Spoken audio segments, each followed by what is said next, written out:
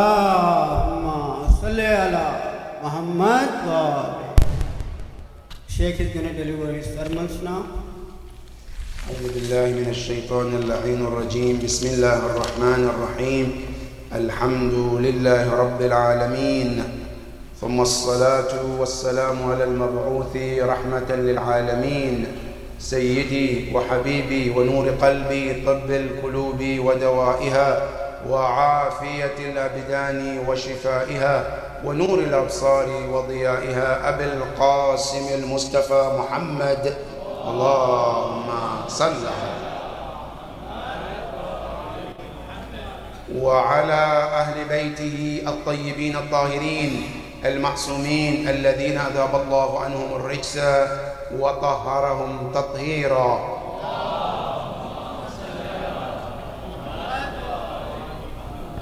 أما بعد، فقد قال إمامنا الحسين بن علي عليه أفضل الصلاة والسلام: اللهم صل على محمد وآل محمد. وهو يقول في دعائه المعروف دعاء يوم عرفة، حيث يقول: الحمد لله الذي ليس لقضائه دافع ولا لعطائه مانع، ولا كصنعه صنع صانع، وهو الجواد الواسع، فطر الأجناس البدائع، وأتكن بحكمته الصنائع.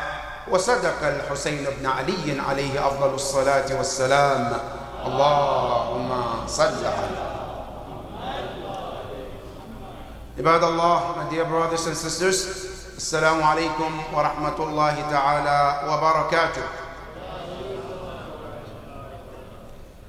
Allow me to wish each and every one of you by saying Eid Mubarak to each and every one of you and your family.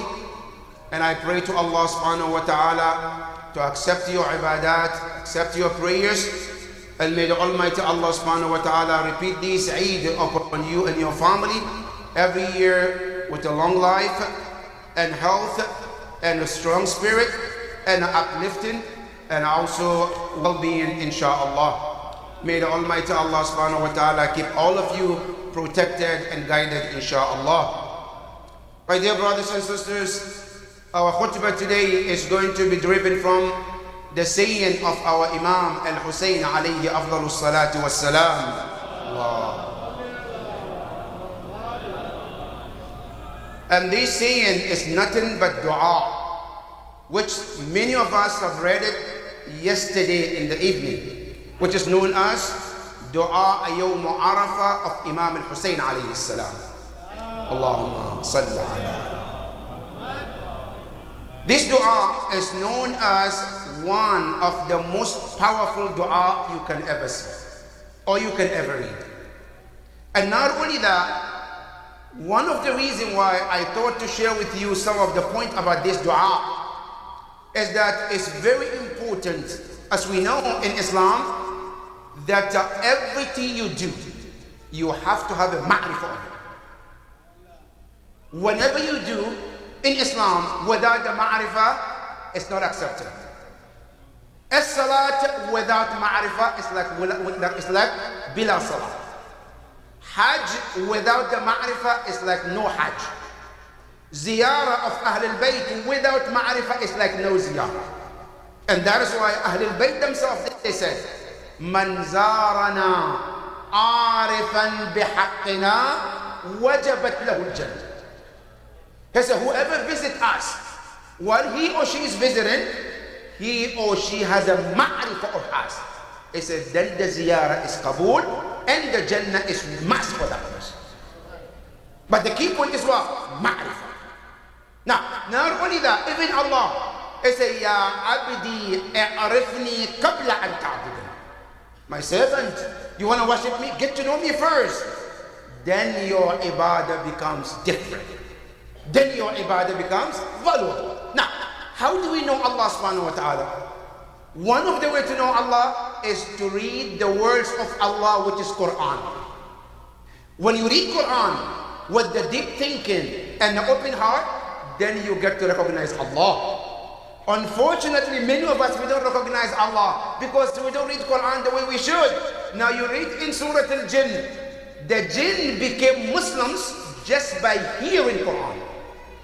Allah said in Surah Al-Jinn, قُلْ أُوحِيَ إِلَيَّ أَنَّهُ اسْتَمَعَ نَفَرٌ مِّنَ الْجِنِّ فَقَالُوا إِنَّا سَمِعْنَا قُرْآنًا عَجَبًا يَهْدِي إِلَى الرُّشْدِ فَآمَنَّا. They haven't seen Rasulullah. They didn't even read the Quran. They heard it. And that was the reason for them to accept Islam. What about who reads the Quran? That's what you get. If you want to get to know Allah, read Quran. Now, I want to know Imam Ali. How do I know Imam Ali? Imam Ali, read Nahj al-Balagha and you know Imam Ali. Who is that person? If you want to know Imam al-Hussein alayhi salam, read this ziyarah and it will open your mind and heart to understand who is Imam Hussein alayhi salam. You know what? Because Imam Ali said in Nahj al-Balagha, he says, تَكَلَّمْ فَإِنَّ الْمَرْءُ مَخْبُؤٌ تَحْتَ طِيِّ لِسَانِهِ. If you want to be recognized, Imam Ali says, he says, speak, talk. Because human beings are recognized when they speak. And that is why in Quran, Allah tells you about Yusuf alayhi salam. When Yusuf was taken as a slave, was sold to the king of Egypt. When he was sold, nobody knew who Yusuf was. Not the king, not the people who sold Yusuf. And Yusuf alayhi salam didn't reveal himself to anyone. But one way Yusuf did, and it was like a sun shining on everybody to recognize who Yusuf was. What did he do? Just listen to the Quran. Allah subhanahu wa ta'ala said, فَلَمَّا كَلَّمَهُ. All this stuff was quiet. Didn't say a word. Later on, Yusuf decided to speak. The moment he opened his mouth and spoke, it was the sun shining on everybody. Then the king realized who Yusuf was. In other words, he got the ma'rifah of who Yusuf was. When he got the ma'rifah, what did he say? And Quran quote, the king said to Yusuf, إِنَّكَ الْيَوْمَ لَدَيْنَا مَكِينٌ. So yeah, Yusuf, I never knew you were this person. From your words, now I realize that I have to keep you. Under no expenses, I will let you go. I said, you are to be kept here. So what that means, if we want to have a ma'rifah of our imams, one of the way is to read their words. And on top of that, Imam al-Rida alayhi abdullah salatu wassalam, he says, if you want to do tabligh on us, to tell people about us, who we are, he says, بَلِّغُوا أَنْ مَحَاسِنَ كَلَامِنَا. In one narration, بَلِّغُوا النَّاسَ مَحَاسِنَ كَلَامِنَا لِأَنَّ النَّاسَ لَوْ عَرَفُوا مَحَاسِنَ كَلَامِنَا لَاتَّبَعُونَا. Imam Rada says, you our Shia, he said, share our eloquent words with the people. Say, because people don't follow us because they don't know who we are. But when people get to know our eloquent words, what will they do? Imam Rada said, لَاتَّبَعُونَا. He said, they will follow us. But how will they follow? When they hear that eloquent words and wisdom of Ahlul Bayt alayhi salam. So in that line, to know Imam Hussein alayhi salam, because yesterday we read Ziyarat, we read Dua Arafah, and a few weeks from now, we will start Muharram, which is commemorating of Imam Hussein alayhi salam. So we have to have some ma'rifah of Imam Hussein, especially as we approaching the month of Muharram. So that way, when we do Azadar, we do it and ma'rifah. Who is Imam Hussein alayhi salam? So in that line, I'm just going to read one sentence from this ziyarah and just a few minutes of your time to explain so that we have an idea, just a small drop out of the ocean of Imam Hussein. Who is Imam Hussein and Aba Abdullah? And in doing so, the dua, it is mentioned that on the day of Arafah, Imam Hussein came out, dressed very simple, walking very humbly, walking towards the Arafah. When he got there, he walked towards the hill of Arafah. When he made sure that he is on the hill of Arafah, he faced towards the house of Allah, Kaaba, and he raised his hand and he started this dua. How did he start it? He says, Alhamdulillah alladhi laysa liqada'ihi da'wa. He said, Alhamdulillah. All praise belongs to Allah. This word, Alhamdulillah, Rasulullah said, Kalimatan khafifatan ala al-lisan, thaqilatan fil mizan. This word, Alhamdulillah, we take it lightly, huh? Rasulullah says, it's very easy on your tongue, Alhamdulillah, right? But he said, these two words, if you are to place them on the scale of Allah, he said they are super heavy. If we are to understand these two words, Alhamdulillah. Now, how great this word is. Now, bear in mind, brothers and sisters, in Islam, there is no way you want to thank Allah to go beyond anything beyond the word Alhamdulillah. If you want to thank Allah, there is no word in Quran, in Islam, better than the word Alhamdulillah. You know why? Because Allah subhanahu wa ta'ala in Quran, He says, after He created the heavens and the earth and created everything, and He want to thank Himself, guess what did He say? Walhamdulillahi Rabbil Alamin. When the angels, they want to thank Allah, after they saw Allah's greatness, how did they thank Allah? They say, Walhamdulillahi Rabbil Alamin. All of this in the Quran. Mu'mineen in Jannah, when they receive Allah's blessings and they acknowledge it and they appreciate it, how did they thank Allah? Walhamdulillahi Rabbil Alamin. Ahl al-Bayt, how did they taught us, if you want to thank Allah, what is the best way to thank? The word Alhamdulillah. Now, let's analyze this word. This word, Alhamdu, it starts with the two letters. One is called Alif and Lam. These two letters, Alif and Lam, in Arabic is called Lamul Ma'rifah. This Lamul Ma'rifah, in Arabic, is divided into three. One is called Lamul Ma'rifah, which is the Alif wal Lam, which is used for definite and indefinite. Because what it is in Arabic, every noun is divided into two. Either is known as Nakira or Ma'rifah. Nakira means indefinite. Ma'rifah means definite. For example, I said, Ja'a rajulun, meaning a man came, which is unknown. It's called Nakira. If I say, Ja'a ar-rajul, with the Alif wal Lam, meaning the man came.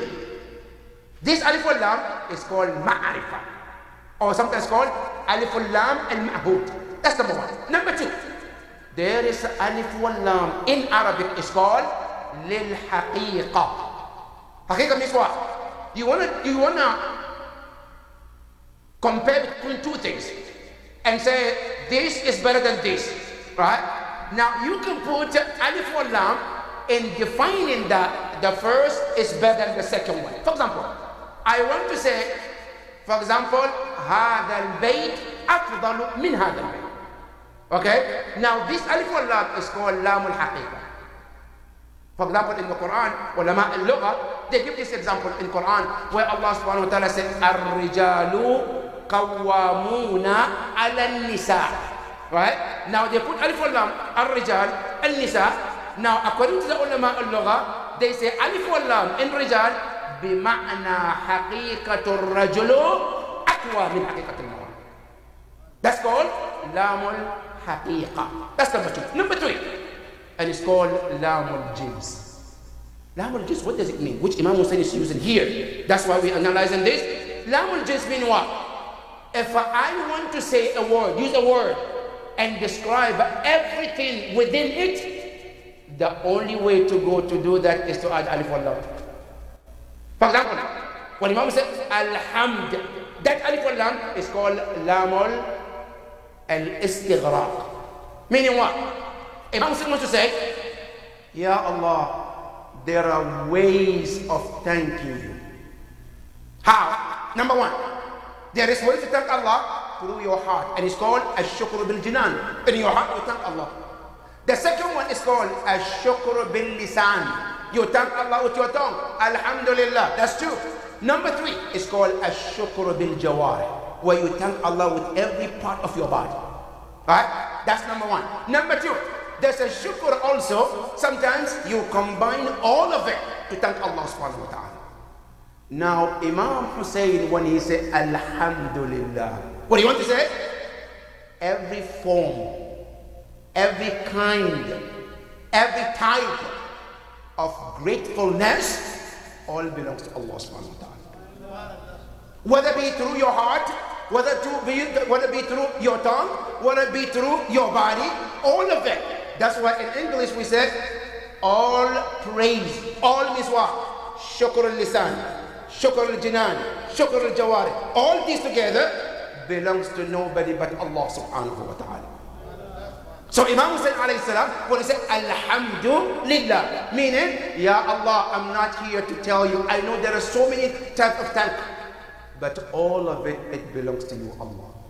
That's one. Number two, they say in Arabic, there is a shukr, there is madah, there is thana. All of them is due to Allah subhanahu wa ta'ala.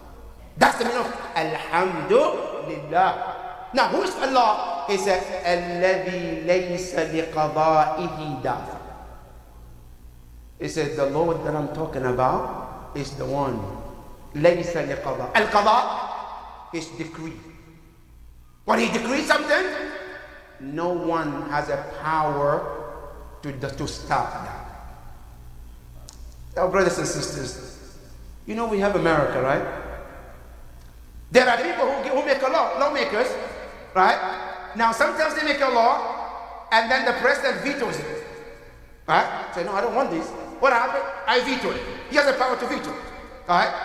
Now when Allah decrees something, is there anybody to veto? No, say, Allah, we don't like this law. Huh? Oh no, yeah, Allah, we don't want it. So we're going to protest. Right? Can anybody do that? Imam Hussein says he is the only Lord. When he decrees, no one has a way or means to stop it. Now give me one example. Allah subhanahu wa ta'ala says, I decree one thing. What is it? It says, كُلُّ نَفْسٍ ذَائِقَةِ الْمَوْتِ. Now tell me who can stop that? Imam Hussein alayhi salam, he's telling you, this Allah that I'm talking about, he is the one, when he decrees something, no being can say no or stop his will. Why? Because another ayah in the Quran tells you, it says, وَمَا تَشَاءُونَ إِلَّا أَنْ يَشَاءَ اللَّهُ.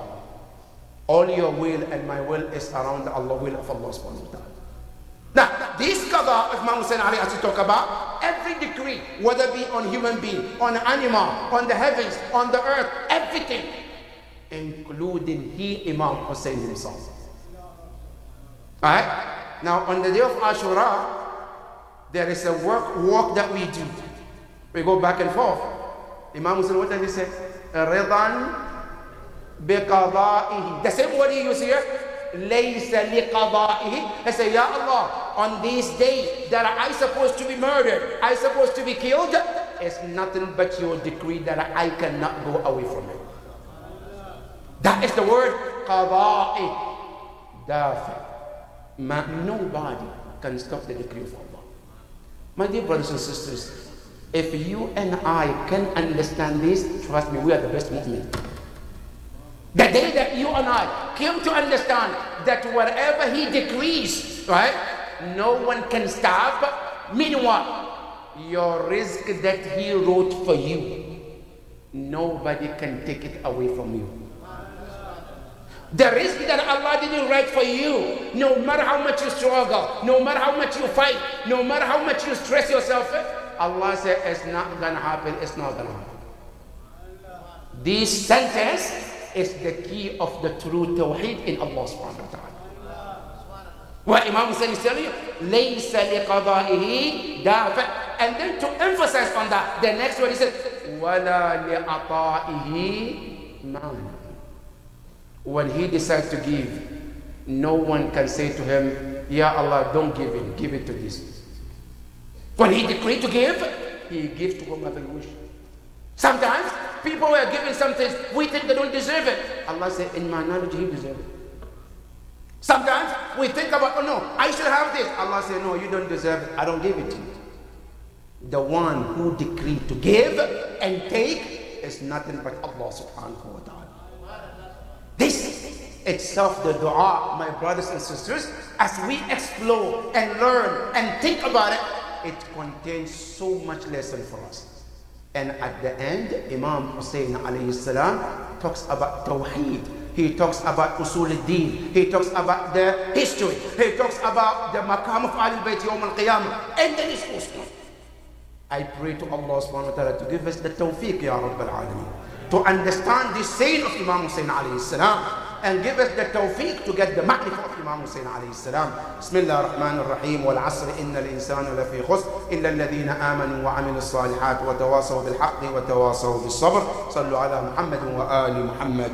Allahumma salli ala Muhammad wa ali Muhammad. Allahumma salli ala Muhammad wa ali Muhammad. Allahumma salli ala Muhammad wa ali Muhammad. Bismillahir-Rahmanir Rahim. Alhamdulillahi Rabbil Alameen. Wa sallallahu ala Muhammadin wa ali Muhammad. Allahumma salli ala Muhammad wa ali Muhammad. My dear brothers and sisters, as you know, this Eid is called Eid al-Qurban or Eid al-Adha. Eid al-Adha, one of the meaning of it is the feast of sacrifice. Now we all know about why this Eid is called Eid al-Adha. And the story is well known, it's in the Quran, where Allah subhanahu wa ta'ala tested Ibrahim alayhi salam. And through that test, it became sunnah. That's number one. And number two, one of the best way to serve Allah and even get your need, if you have a need between you and Allah, one of the best ways to do it is to sacrifice something for the sake of Allah. According to our scholars, they said if you have a haja, needs between you and Allah, and you want Allah to do it for you, one of the ways to do it is sacrifice something, and Allah will grant you that. Because Allah loves to see a servant sacrifice something for him. And that is why when you look in the Quran, when Adam's children, Habil and Qabil, what did Allah test them with? إِذْ قَرَّبَا قُرْبَانًا فَتُقُبِّلَ مِنْ أَحَدِهِمَا وَلَمْ يُتَقَبَّلْ مِنَ الْآخَرِ. They both were asked to sacrifice. They slaughtered 2 sheep for Allah subhanahu wa ta'ala. But one of them slaughtered a very healthy, good-looking sheep. The other one, he was greedy. Alright? Like, mashallah, some of us. Alright? I would say all of us, some of us. What does it mean? Look, today we do charity too, right? I have an old clothes that I don't need, and I say, okay, let me give it to charity. But the new one stays home for me. Right? That's what we do. Now, Habil, he wouldn't do that. He took the best of it for Allah subhanahu wa ta'ala. Then Allah said, فَتُقُبِّلَ مِنْ أَحْدِهِمَا. Allah said, I accept it. But from whom? From one of them. Who give the best. Right? So in Islam, we are encouraged to give the best of what we have. Now, in Islam, if you are able to sacrifice something, it's much appreciated by Allah subhanahu wa ta'ala. And that is where Eid al-Adha comes in. Eid al-Adha is recommended for those who are not in Hajj. If you can, and you are capable to sacrifice something and share the meat with other people. Now, this Eid is called Eid al-Adha because of that sacrifice. Now, this sacrifice is highly recommended for a person, if you can, to do it on behalf of yourself and your family. Meaning what? I don't have to do it, me one, my wife two, my children third. No, you don't have to. One animal with the niyyah of you, your wife, your children will be sufficient. That's number one. And number two, few people also can come together and put their money together and buy an animal and sacrifice. And that's fine too. 5 people, 6 people, they put money together to sacrifice, that's fine too. That is one of the mustahabbat on this Eid. However, what is important is the age of the animal that you sacrifice must be put in consideration.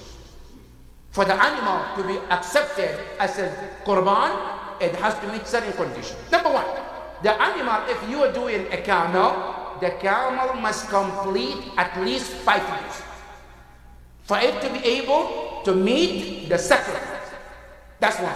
Number two, if you're sacrificing a sheep, the sheep also must be at least 7 months and up to fit your qurban. Now, if it's goat, they say at least it should complete 2 years.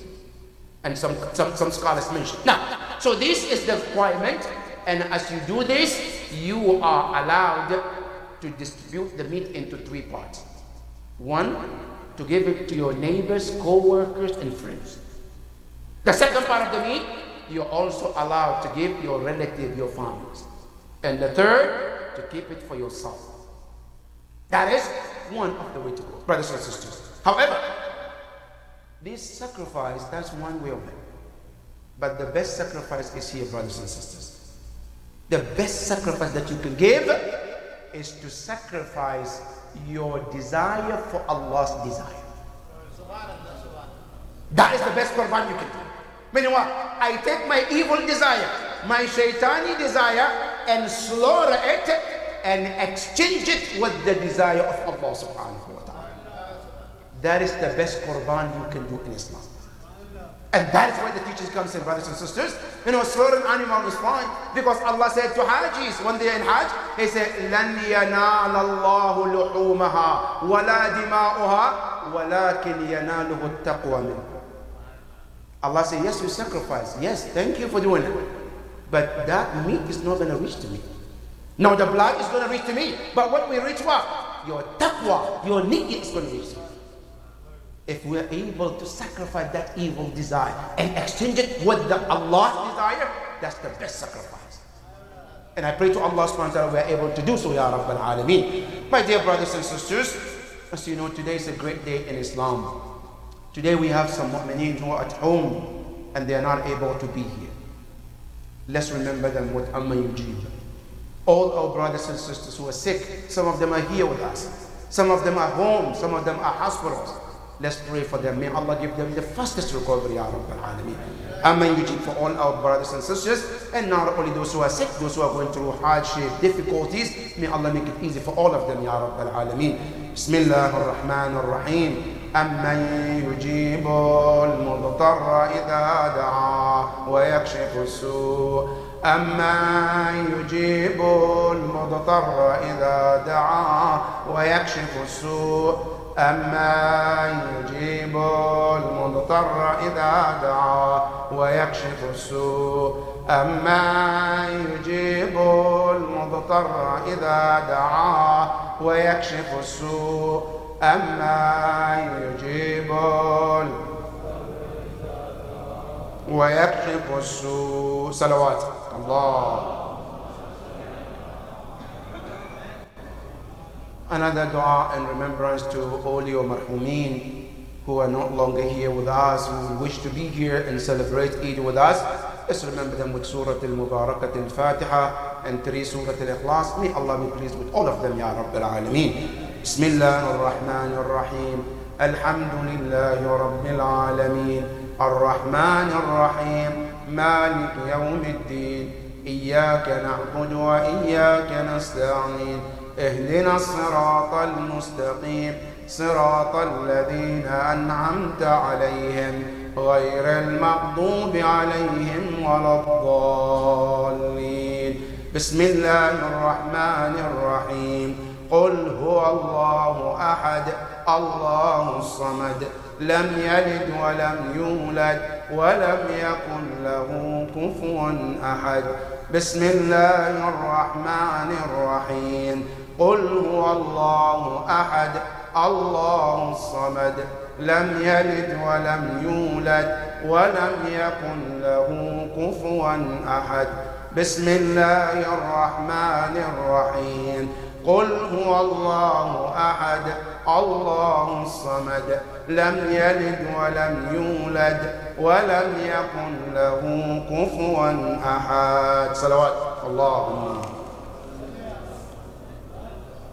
Inshallah, brothers and sisters, those of us who might have brothers who are sick in the hospital, it's a good day to go visit them, take flowers to them, take something to them, make the day very special for them as well. And also for those of us who have loved ones who are buried here, it's a good day to go there to the qabr and give some minute for them, read Surah Al-Fatiha, say some dua for them.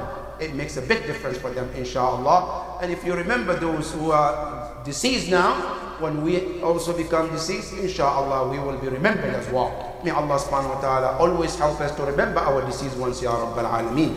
The last, not the least, brothers and sisters. Today is the Eid day, and I'm talking to the brothers today. Brothers, those who are married, please make it special for your spouse. Make it special for your children. Let it be a special, memorable day for your children. Do something so that your children looking up for Eid. What is going to be Eid? When is it coming?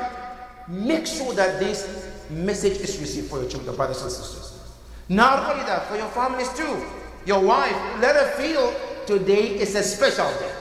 Now, many of these sisters have been cooking every day.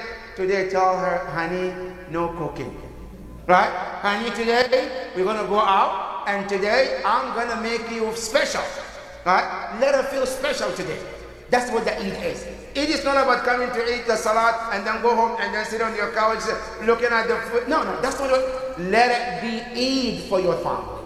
Let your family say, when is going to be Eid again? Let them look for the Eid, inshallah. And I hope we all can do that. May Allah subhanahu wa ta'ala help us to do so, Ya Rabbal Alameen. My prayers and thoughts goes to all of you and your family. And inshallah, may Allah subhanahu wa ta'ala return this Eid upon you and your family every year with health and long life and a spiritual uplifting, inshallah. Brothers and sisters, we will stand up now for ziyarah of Imam Hussein alayhi salam, paying our respect to him, inshallah, at this moment. Sallu ala Muhammadin wa ali Muhammad. Allahumma salli ala Muhammad wa ali